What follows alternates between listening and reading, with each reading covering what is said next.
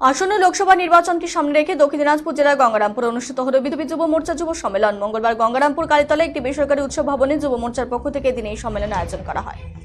উপস্থিত ছিলেন রাজ্যের বিজেপি সভাপতি তথা বালুরঘাট লোকসভা বিজেপি প্রার্থী সুকান্ত মজুমদার। উপস্থিত ছিলেন যুব মোর্চার রাজ্য সাধারণ সম্পাদক বিশ্বজিৎ রায়, যুব মোর্চার জেলা সভাপতি তথা শুভ চক্রবর্তী, জেলা বিজেপি সভাপতি স্বরূপ চৌধুরী সহ অন্যান্যরা।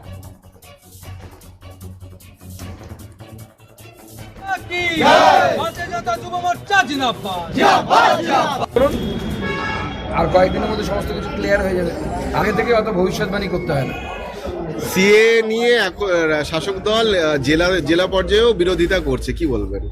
নির্বাচনী হাতিয়ার করবে বলে তৃণমূলের উদ্বাস্ত সেল বলছে। না, তারা তো করবেই। তারা তো মানুষকে, অত্যাচারী মানুষ যারা বাংলাদেশ থেকে এপারে আসতে বাধ্য হয়েছে, এই গঙ্গারামপুরে বেশিরভাগ মানুষ, তারা তো ওপার বাংলার মানুষ, এপার বাংলাতে আসতে বাধ্য হয়েছে। আমার ঠাকুরদা 1947 সালে বগুড়া থেকে এপারে চলে আসতে বাধ্য হয়। তো তারা কি দোষ করেছিল? তাদেরকে সরকার মাথা উঁচু করে বাঁচতে দিতে চাইছে।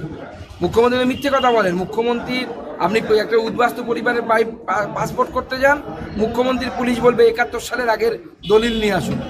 কেন বলে মুখ্যমন্ত্রীর পুলিশ? তাহলে মুখ্যমন্ত্রী সেই নিয়মটা তুলে দিক।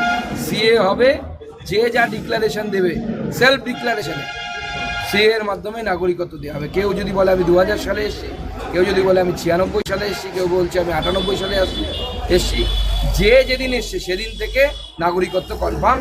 মাথা উঁচু করে ভারতের নাগরিক হয়ে তারা বাঁচবে। কারো নাগরিকত্ব যাবে না, সেই দায়িত্ব বিজেপি নিচ্ছে। সুকান্ত অনুপম যদি